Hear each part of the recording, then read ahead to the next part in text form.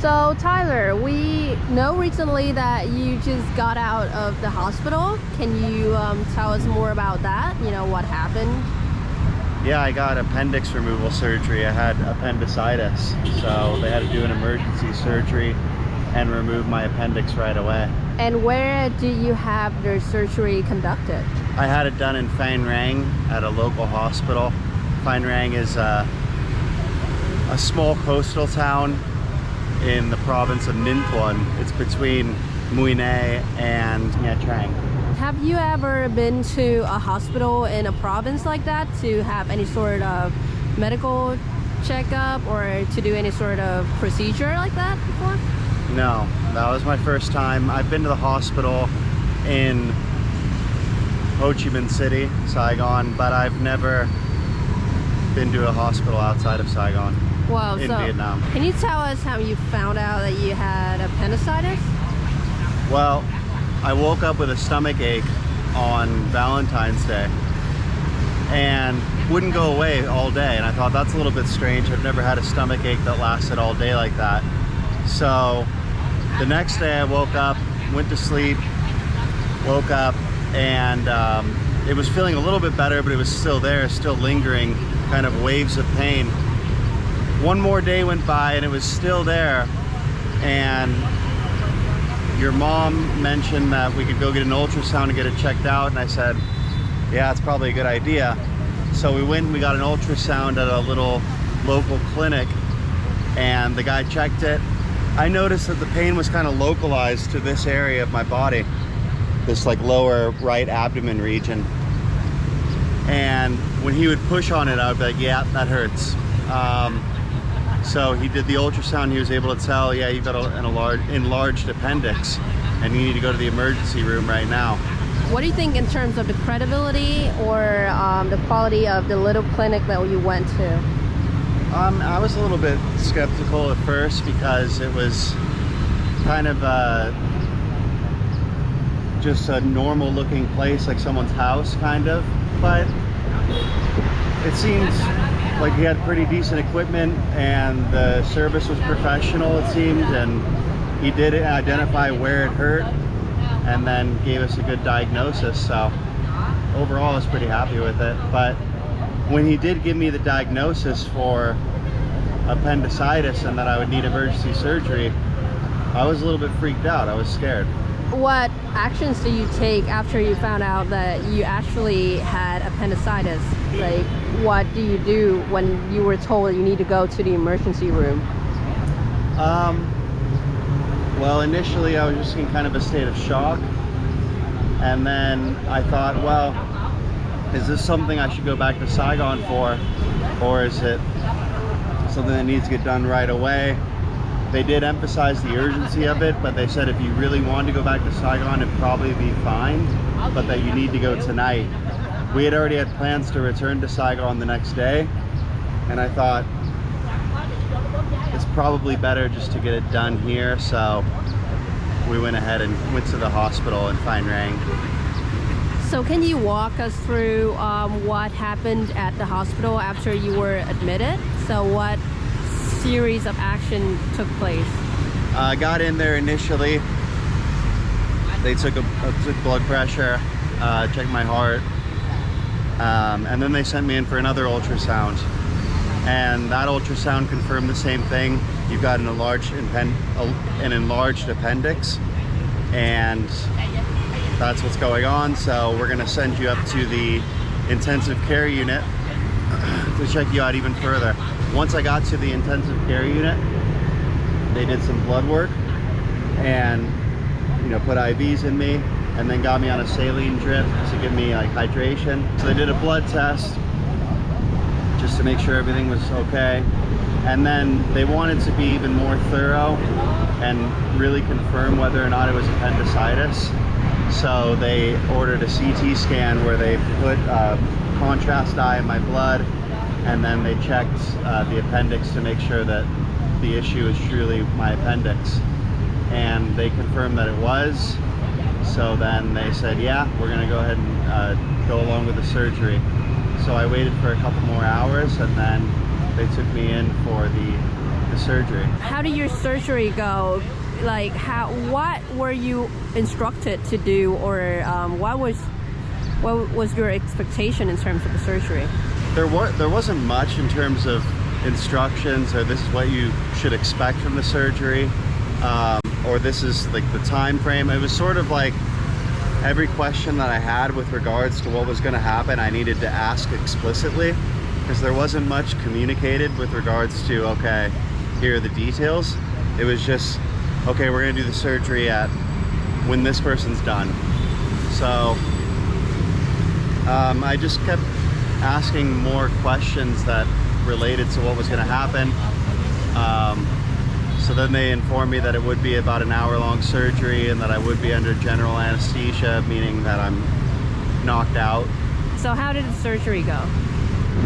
So initially I had to get undressed, get naked, and then they put me on a stretcher, and it was sketchy, the stretcher, because it was this old metal stretcher, and I felt like I was in kind of like I don't know, just maybe a hospital that would be in America like 70 years ago. And that was just a bit unnerving. But I guess to be expected a little bit. I'm at a provincial local hospital in a developing country. So they wheeled me in, and then when I got in there, I had a beard that was pretty long, and the surgeon told the other doctors and you that I need to shave my beard, otherwise I won't be able to get the mask on for the gas. So we ended up cutting around my beard so that they could put by the way, all the other doctors were bewildered by this. They, I guess, didn't know that, or had no idea that they should anticipate that. Yeah, I think that they didn't think it was necessary. Yeah. That was out of the blue for him to ask that a little bit. Yeah, and I don't know, maybe that's because people don't generally have beards here, and they haven't seen that before. But yeah, so at that point I was kind of like even a little bit more nervous, because, you know, I already have my doubts about whether or not this is going to go well, and then now the doctors don't really seem to be on the same page. But all right, no big deal. We got the beard cut, and then they wheeled me into the operating room, and at that point you had to leave me, so I was on my own with the doctors. I was able to speak a limited amount of Vietnamese with them, but not much. They just did what they were gonna do. They didn't really, there was no like, all right, here's what we're gonna do, here's what you need to expect. They had me on an IV, they put something in me, wasn't sure what it was. They strapped my arms onto the table, kind of like I was Jesus or something, in that position, in a crucified position almost. And at that point I said, okay, I gotta just have faith this is gonna go well. So they then put a gas mask over me, and I fell asleep. And during the surgery, I think I woke up about 3 times, because I remember them re-gassing me. I wasn't aware of what was going on, but I do remember waking up being regassed, waking up being regassed, waking up being regassed, and then finally waking up in the recovery room. And then I, you know, asked where you were, and I noticed the clock, and it was about an hour had expired, but I woke up in the recovery room okay. And then you were able to come in and see me, and I called my mom, and yeah, I felt okay. So what happened after that? Can you tell us more about your recovery process? Yeah, so I was in that recovery room, in like the intensive recovery room, I guess. PACU, the post-anesthesia care room. Yeah, post-anesthesia care room. So they observed me there for about an hour and a half. I wanted to like read a book, but they wouldn't allow me to have a book in there, because I was a little bit, I don't know, whatever. So I was kind of just bored laying there for like an hour and a half, but that's okay. Got out, and then they wheeled me, your dad and yourself were there, got me on a stretcher, wheeled me back to the room where I was in right before I went into the surgery, which is like the intensive care room. And then I was able to put some clothes on and took a little bit of, they only had me on like Tylenol. They had me on paracetamol, which is a very mild painkiller. So that was the only painkiller I was on. So I took a little bit more of that, and then I slept for a few hours that night. Sort of uncomfortably, because I had wounds in my belly button here, right next to my belly button, and then like at the top of my crotch. 3 little incisions for a laparoscopic surgery, where they basically put a scope in and then they put 2 other things in to cut out the appendix and remove it. Minimally invasive and better for avoiding infections as opposed to a normal appendectomy, where they cut open a bigger slice, I guess, and take the appendix out. So I slept in there a couple hours. By 6 a.m. they moved me, and it was me and you. You stayed the night there outside. Your dad was also spending the night there. Thank you both for spending the night there with me. You're welcome. And about 6 a.m. they moved me into like a community recovery room with like 6 or 7 other patients. But I guess we contacted the hospital and asked them to put me in a private recovery room, just so it's a little bit more comfortable. That costs a little bit more money, like $30 per night. So, but it was worth it. I think it was nice to just have the privacy and a little bit more attentive nurse and doctor care. So how do you compare the community room to the private room? Can you tell us more about that? Yeah, it was much better. The community room had like 6 or 7 other people, beds right next to each other, and people were just like talking and playing their phones as loud as they wanted to at any time. So how many bathrooms was there in the community room? There was 1, and yeah, about 6 or 7 people had to share that. Was the nurse dedicated to your room only? Like you had a nurse yourself, and then other rooms had other nurses? In the private room? Yeah. She was responsible for myself and some of the other private rooms in that area. And the private room had its own bathroom, so I didn't have to share with anybody. So how do you think the attentiveness level was for having a nurse that had to take care of multiple patients in different rooms in the private area? So I think the attentiveness was decent. If I needed something or needed care, we were able to just call the nurse on her phone and she would get there relatively quickly.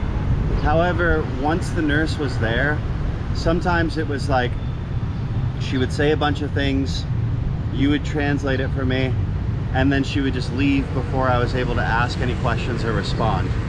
I'm not sure. I guess what I'm assuming is they had never had a foreigner in there before, or that the doctor had never worked with a foreigner, because they would just speak to you, let you speak, not really concern themselves with what I had to say, and then they would leave without giving me time to respond, which I found kind of annoying. It was like, it kind of stressed me out. It gave me a little bit of anxiety, because it was like every time I needed something, I would have to say like, wait, you know, like kind of be a little bit assertive and almost like demanding in my requests, because otherwise I wouldn't be paid attention to.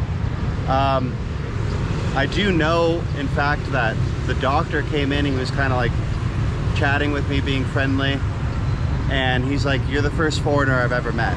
I've been studying English since 1970. He was a 70-year-old doctor, and you're the first foreigner I've ever seen. So it wouldn't surprise me if I was the first foreigner that had ever visited that recovery room or that wing of the hospital. I did overhear some some doctors in the operating room chatting about, or nurses, I don't know, chatting about how whenever it's a foreigner that comes into the hospital, it's always for, you know, appendicitis.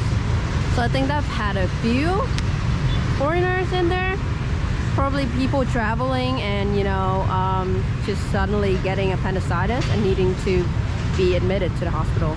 Which makes me think that there is something, I don't know, but if that's the case, and I've heard from other people that appendectomy, appendix removal surgeries are fairly common, at least amongst foreigners. I think there may be something to do with like the bacteria in water or certain food preparing methods that as a foreigner, maybe your digestive system's not used to. And then when it gets introduced to that, it causes like sorts of inflammation or, you know, disorders. I don't know, I'm just speculating, but it seems like it might be related.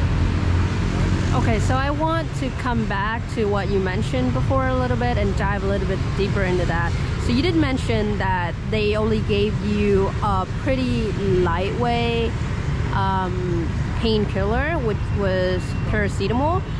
So how was your pain level throughout the entire process, from when you woke up first after the surgery to like days later and until you were discharged from the hospital? So my pain level right after the surgery was not too bad, but I would say like the next 24 hours were probably the most painful. I was just kind of, you know, it was tender in that lower stomach area. It was kind of hard to like sit up or move around, but I was able to walk, get up and walk to the bathroom, get up and walk across the hospital to that new recovery room. So I wasn't completely handicapped or debilitated, but I was definitely in pain. But after the first 24 hours, it seemed to like peak there and then get better after that. And then by 4 or 5 days after, I would say I felt like no pain whatsoever. Wow. That also kind of relates to something where at this hospital, they wanted to keep me for 5 days there on IVs and then release me. I sort of pressed the issue on that because I was like, first of all, these IVs, they're having some issues. Like the nurse blew 3 veins before finally getting a good one on the 4th. It's kind of annoying and a little bit painful. So I wanted to get off the IVs as quickly as possible. By a couple days afterwards, I was able to like go number 2. Normally I was like passing gas normally. So I asked the doctor and the nurse, I said, all right, well, if those things are happening, can I get on pills and get off the IVs? And they said, yeah. I said, okay, well, if I'm off the IVs, and get on pills, do I need to be here or can I go home and recover? I said, yeah, you can go home and recover as long as you sign yourself out and take responsibility for your health. I said, okay, I'll do that. So instead of being there for 5 days on IVs, which is just their protocol, instead of taking it on like a case-by-case basis where they're like, okay, this person seems to be recovering well, there's no sign of infection, their digestive system's working properly, let's discharge them. They just go by, okay, we always keep people for 5 days, always keep them on IVs, so we're just going to do it the same way. I appreciate that they have a sort of protocol, but I do kind of think that they should be a bit more nuanced in how they approach each case, because I think they were unnecessarily keeping me at the hospital, and I prefer to not be at the hospital if I don't have to be. So I was kind of glad that I sort of moved things along with, you know, just kind of asking, hey, can we just move on to the next step, and got that time. So how do you feel about the general experience of you being at that hospital? Is there anything that stands out as compared to something that you notice that is, you know, contrastly different as compared to your normal, I guess, American hospital? Yeah, so healthcare in America is way more expensive. The total price of this surgery in America would probably be about, from what I looked up online, anywhere from about minimum $5,000 to $6,000 up to like $20,000. The price that I paid for it here in Vietnam in the hospital in Phan Rang for the surgery, medicine, recovery room, private recovery room, total cost was $220. So incredibly cheap compared to that. Could have probably been cheaper if I stayed in the community recovery room. But that said, the quality of care in America is elite compared to that. You're paying elite prices, but you're getting elite quality of service and facilities. And obviously just the ability to communicate, and maybe just the knowledge, the cleanliness, all of those things are just superior in America, which is not surprising. But that said, I mean, it was cheaper, and maybe it was a little bit sketchier with seeing, like, you know, things, the wallpaper kind of falling off in the rooms, and being on like an old kind of squeaky metal stretcher. And other than that, they had the technology, they had the CT scan machine, they had the ultrasound machines, they had the appropriate medicine, and they had competent enough doctors to perform the surgery. So I really can't complain. It was an emergency surgery, I had to get it done, and it really didn't break the bank either. I was actually very shocked that it was only $220.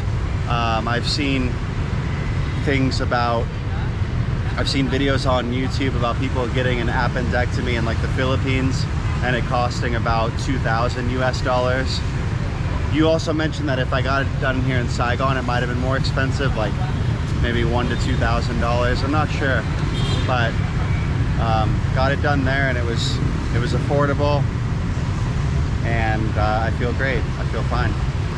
So you mentioned cleanliness and communication. So let's take a deeper look on that. So that what do you think would be areas for improvement for a hospital like that? Well, I think they just need to put some more money into like upgrading the facilities overall. I mean, you shouldn't have like flickering lights and wallpaper falling off the ceiling. So better facilities. Better facilities. Communication, I think you need to really allow the patient to ask questions and then thoroughly explain what the patient is going to go through, what they can expect from the surgery, and what you're doing at each moment in time. I'm not sure if that's a language barrier thing. It probably was, where there were times when you weren't present and they just did what they needed to do, and they were too shy to try to speak English or didn't know how to speak English. But you know, those are things that it'd be like going to America and complaining that they don't speak Vietnamese. It's not something I should necessarily expect. But when I do have you as an interpreter there, and they do have the opportunity to allow me to speak and ask questions, I would hope, or I would wish that they would kind of be a little bit more patient and say, okay, do you understand what's going on? Do you have any further questions? Or, you know, just being more clear, more patient with the patient. So I assume that with being in the hospital in Phan Rang as a one-off, you probably have been to hospitals or healthcare facilities in Saigon, right? So what do you think is the difference between healthcare in Saigon and healthcare in a provincial hospital like that, and also to healthcare in the US? So healthcare in the US is going to be superior to both of those, just because there's a lot more money involved people are paying a lot more, and there's a lot more invested in the facilities and the overall quality of care. But if I can compare Saigon to the province, it's a little bit higher quality in Saigon, at least at the hospital I go to, which is the Hoa My Hospital in Phan Rang district. There's at least a baseline level of English that all the doctors and most of the nurses seem to speak here in Saigon, where that doesn't really exist in Phan Rang in the province. And the facilities seem to be a little bit more up to date and a little bit more, I guess, higher end in Saigon, but also the prices seem to be a little bit higher. The ultrasound, for example, was like $5 in Phan Rang, and then here in Saigon an ultrasound is like $15. So you can expect to just be a little bit more expensive, but then the quality and then communication to be a little bit better in a bigger city.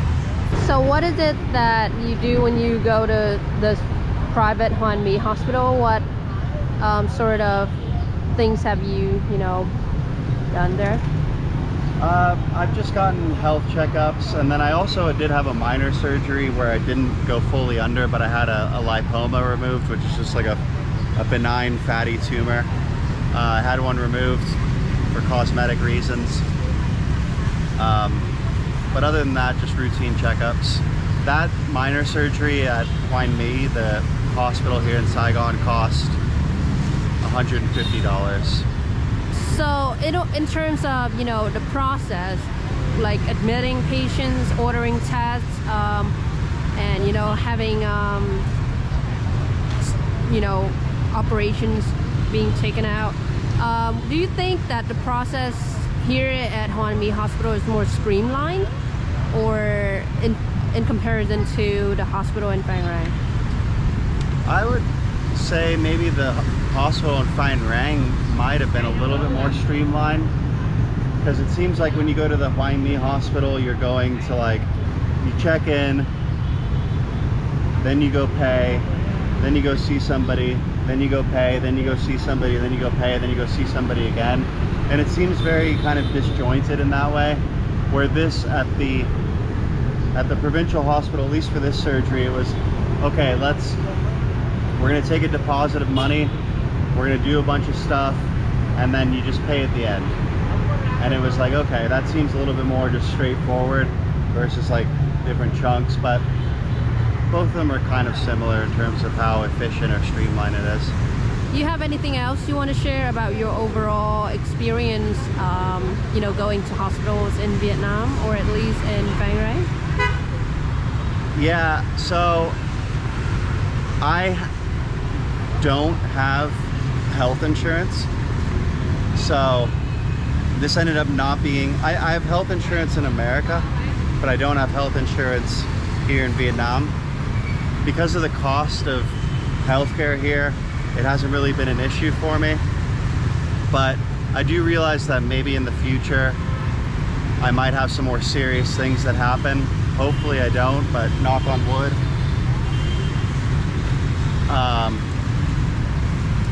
I don't have those issues, but I think maybe getting health insurance would be a good idea, just if like a big problem does occur. But I would say if you need an emergency surgery done, they're able to get it done, and the quality and the professionalism is definitely sufficient. So I really applaud the doctors and the nurses on an overall level, getting it done and doing a good job.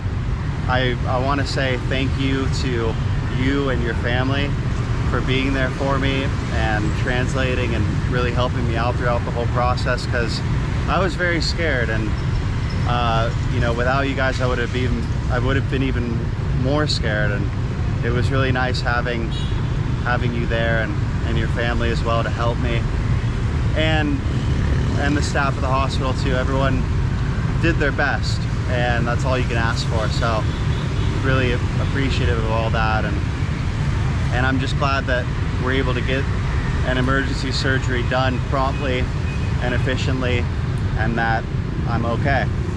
I'd say if you can help it, if you need to have a major surgery done, it'd probably be better to have it done in America if it's something that your insurance is going to cover, and you can receive probably a higher quality of care. But if you've got to get something done immediately, you can definitely get it done here, and you can rely on the quality and the professionalism here to be able to do a good job. So yeah, overall I feel okay, I feel good. All right, thank you for doing this interview, and I'm sure everyone would really appreciate your insight. Well, yeah, I mean, thank you all for listening and watching, and hope you got some value from the interview, and that gave you a little bit of insight as to what healthcare is like here, what getting a major surgery is like here in Vietnam. All right, guys, thanks for watching that interview. I hope you liked it. If you did like the interview, click the like button, subscribe to the channel to support the growth, and leave any comments you have. I'm really happy to hear from y'all. And I'll see you all in the next vlog. Peace.